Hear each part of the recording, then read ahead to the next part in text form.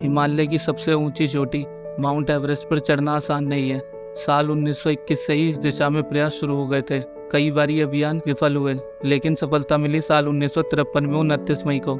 Sir Edmund Hilari और शेरपा तेंजिंग दोनों आखिरकार 29 मई 1953 की सुबह 11:30 बजे शिखर पर पहुंच गए। दोनों ने शिखर पर करीब 15 मिनट बिताए और उसके बाद वापस लौट गए।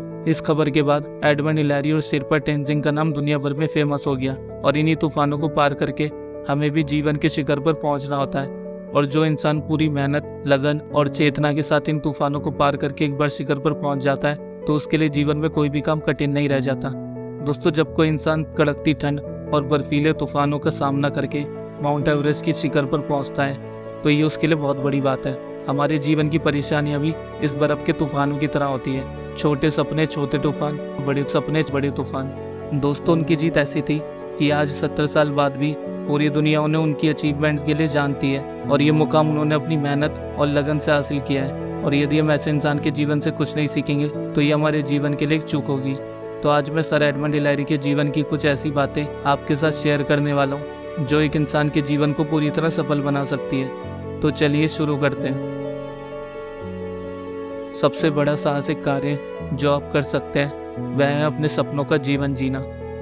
मुझे लगता है कि यह सब प्रेरणा पर निर्भर करता है। यदि आप वास्तव में कुछ करना चाहते हैं तो आप इसके लिए कड़ी मेहनत करते हैं। सफलता इस बात से नहीं मापी जाती कि आपने क्या हासिल किया, बल्कि इस बात से मापी जाती है कि आपने किन बाधाओं को पार किया।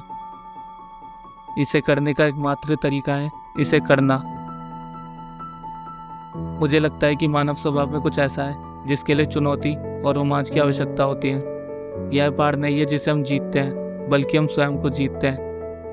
मानव जीवन नाजुक है। हम एक सांस और दूसरी सांस के बीच अंतराल में रहते हैं। मैं कोई संत नहीं हूँ, लेकिन मैंने कभी भी जानबूझकर किसी को चोट नहीं पहुँचाई। यदि आप में साहस की भावना है तो आपको धक्का देने की आवश्यकता नहीं है।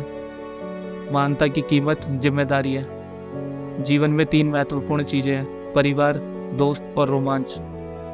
अपने लक्ष्य को प्राप्त करने में आपको बाधाओं का सामना करना पड़ सकता है। उन्हें आप पर हावी ना होने दें, इसके बजाय उन्हें सीखने और बढ़ने के अवसरों के रूप में उपयोग करें। सफल लोग असाधारण बनने का निर्णय लेते हैं। वे असाधारण चीजें हासिल करने का निर्णय लेते हैं। मेरे बारे में सबसे बड़ी गलतफहमियों में से एक यह है कि मैं कभी नहीं डरता। वास्तव में मैं हर समय डरा हुआ रहता हूँ। हम नियमों का पालन करके चलना नहीं सीखते, बल्कि हम चलना, गिरकर और फिर उठकर सीखते हैं। यह मंजिल नहीं है जो मायने रखती है, बल्कि यात्रा है। सबसे बड़ा उपहार जो मैं खुद को दे सकता हूँ वह है पहाड़ों में थोड़ा समय बिताना। मुझे लगता है कि प्रतिस्पर्धा स्वस्थ है। यह हमें अपना सर्वश्रेष्ठ देने और एक्सीलेंस के लिए प्रयास करने के लिए मजबूर करती है। मैंने पाया है कि पहाड़ों पर चढ़ना स्वयं जीवन के समान है। यात्रा लंबी है, कठिन है, लेकिन शीर्ष पर पहुंचने के बाद यह विश्वसनीय रूप से फायदेमंद है।